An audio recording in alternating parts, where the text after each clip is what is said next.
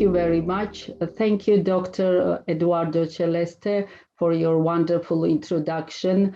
And in fact, I would like just to add the name of the person who was most active in organizing this conference from our university side. This is Anna Notsivtsivadze. She's the head of Georgia of our university's PR, and she did really tremendous work in order to organize this conference and to make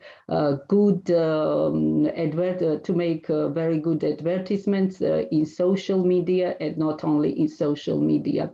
So thank you very much, dear guests. Also, I would like to mention that some our participants, they will join later in the afternoon, as I understand, because they participate in the second session of this conference, and I have no opportunity now to greet them. But I would like to stress that despite the fact that this conference is virtual, so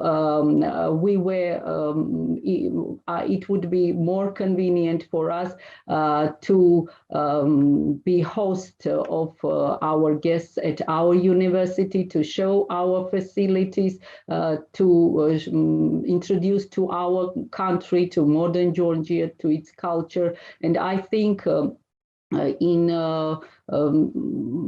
the future, maybe sooner rather than later, we would have opportunity to do this in Georgia. So let me start my presentation. The topic of my presentation is political and cultural dimensions of online disinformation. I would like to mention at the beginning that the problem of disinformation and misinformation is relevant for the whole world, and Georgia cannot be an exception. Fake news, misinformation, and disinformation can mislead the public. Their spread is amplified by the prevalence of social media and communication technologies. Carefully disguised as the truth, they often involve unverifiable claims which are hard to dispel by fact checkers.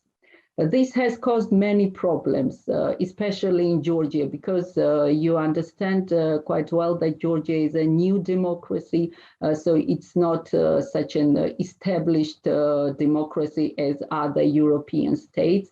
And that's why we have many problems, such as undermining trust in journalism, disrupting elections and democracy, and even inciting hatred and violence. This issue has become particularly relevant recently, as Georgia has experienced an infodemic of incorrect health advice amidst the COVID-19 pandemic. Various solutions have been proposed by politicians, including President of Georgia, Mrs. Salome Zurabishvili, to tackle this, such as adopting social media regulating law or providing education on media literacy, enacting laws to punish repeated spreaders of disinformation. It remains open to debate which approach is the best, in part because there is still no solid consensus on the definition and exact scope of fake news, misinformation, and disinformation. Georgia historically strived to get closer to the West.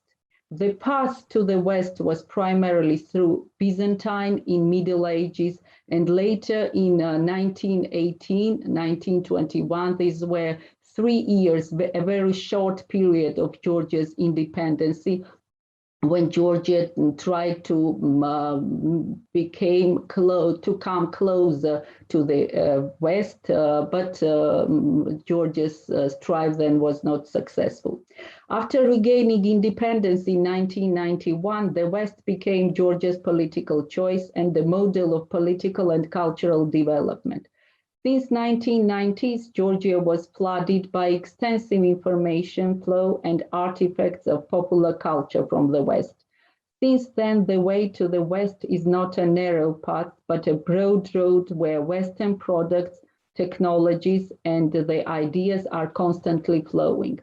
Georgia, step by step, is becoming part of the Western political, economic, and cultural space. Majority of the Georgian population, after Georgia's existence as a part of the Russian Empire during 200 years, 70 years from this is as a part of the Soviet Union, perceives cultural globalization as an opening of the cultural space and movement of world cultural processes from civilization center to periphery. Although a part of the Georgian society deems global cultural flow to Georgia as a political project of the West and considers this as a threat to the Georgian identity and heritage. Georgia gained independence 30 years ago, but it paid a high price for this independence. This was a violation of its territorial integrity in 1990s and subsequently lost territories in the 2008 Russia-Georgia war. In total, 20% of Georgia's territory is occupied by Russia, and we have more than 300,000 internally displaced persons. This is a big burden for Georgia, which has a population of 3,800,000 people and whose GDP is only $4,850 per capita. Borderization on the occupation line and creeping occupation is a daily routine for the inhabitants of a number of Georgian villages in Trinvali region. At the same time, people have been repeatedly abducted in villages near the occupation line, most of whom have been released as a result of coordinated work by the Georgian government and international partners. But there were, however, a few fatalities. During the 30 years of Georgia's independence, a hybrid war with Russia has been going on.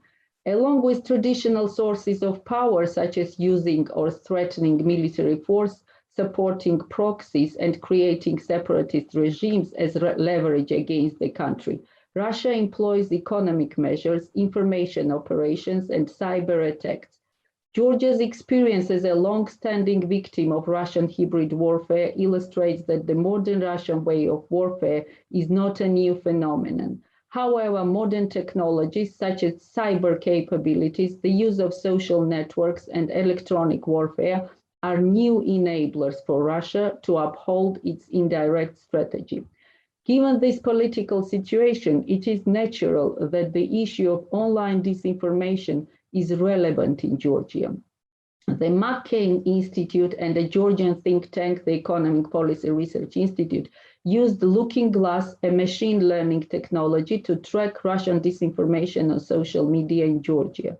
Key findings of the obtained data include 87% of anti-Western Facebook propaganda posts focused on pro-Russian, anti-EU and anti-NATO and anti-US as well. Much of this disinformation narrative is devoted to pro-Russian propaganda. Anti-EU, anti-NATO and anti-US narratives are less common. As for most Georgian most Georgians, partnerships with the EU, NATO, and the United States is the issue of high priority. Disinformation on foreign policy issues is also accompanied by fake news, which reflects internal political and ideological controversies. There are a number of NGOs, such as IDFI, MDF, ISPED, a leading Georgian public opinion research agency, Caucasus Research Resource Center, the Atlantic Council Digital Forensic Research Lab, and some think tanks that are working on disinformation issues in Georgia. However, it should be noted that the level of trust in the Georgian society, which is very polarized towards these organizations, is not high, and this is a big problem.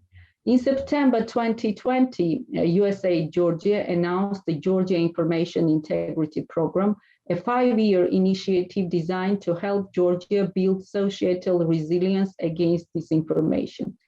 Through 2025, USAID is partnering with the government of Georgia and others to develop a comprehensive whole-of-society approach to protecting Georgia's information space. USAID supports a network of domestic organizations who actively combat disinformation to ensure that Georgia's citizens have access to fact-based information about key issues. By engaging these domestic partners, USAID is able to leverage local expertise and ensure domestic ownership of development outcomes. As I mentioned, the research on online disinformation is mostly analytical. I named some of the NGOs who are very active in this direction. This analytical research is conducted by them. But there are few scientific studies as well, although Georgian scholars have more potential in this regard. There is a leading science foundation in Georgia, the Shota Rustaveli National Science Foundation, which supports innovative research. Many of our scholars and PhD students have received grant funding from this foundation. Caucasus International University also has an effective grant system that supports our scientists to conduct research in collaboration with international partners. This is an integral part of the university's internationalization policy. Faculty of Social Sciences of the Caucasus International University is conducting research on conflictology issues. Our scientists are working on the projects such as role of creeping occupation and its impact on population migration, or media of the occupied territory on Georgian cultural heritage. These projects are relating to spreading false information about historical heritage in information and hybrid warfare. The information weapon is invisible and it silently falsifies facts not only on top issues of today's life, but also on topics related to historical heritage, leading to an even greater polarization of society.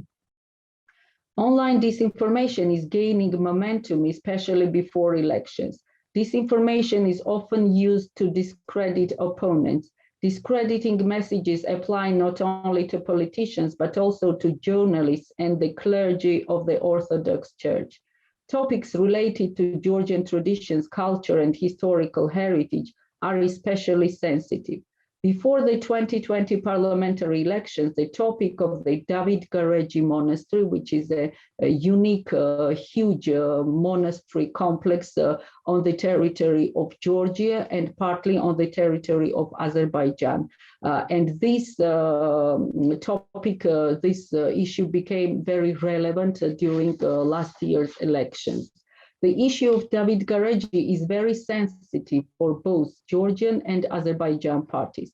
Located on the border of the two countries, this cultural and religious monument turned out to be a difficult concession for both sides, both states.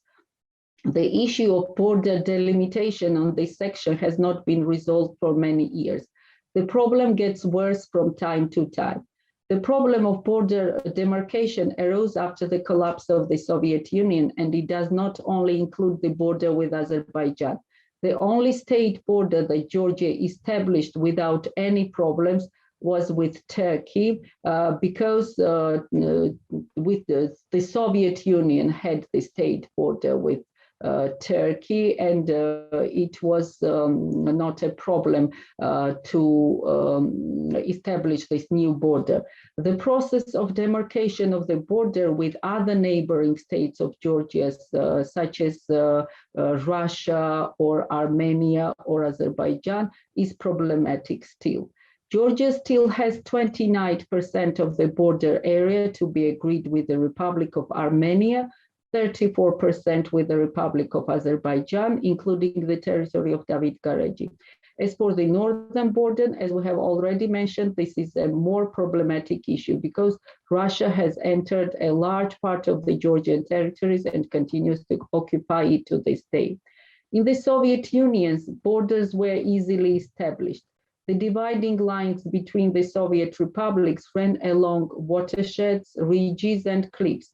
Garagi was built so that it covered two sides of one bridge.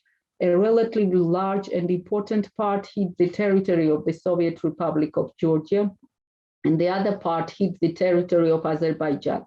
That is why Garagi turned out to be fundamentally important to both sides. In the run-up to the elections, a campaign was launched on the Facebook in which the opposing parties accused each other of selling churches and the homeland and manipulated the information as they wanted according to the cartographic maps published at different times. The scale of the disinformation was so great that in some Facebook posts, Azerbaijan, a neighboring state with which Georgia traditionally has very friendly relations, was viewed alongside Russia in the context of threats and occupation. These are just a few cases that point to the threats of online disinformation. Therefore, it is our desire to expand the research on online disinformation to include not only conflictology, but also to study and analyze online disinformation as a highly dangerous phenomenon in the context of social network regulation and self-regulation.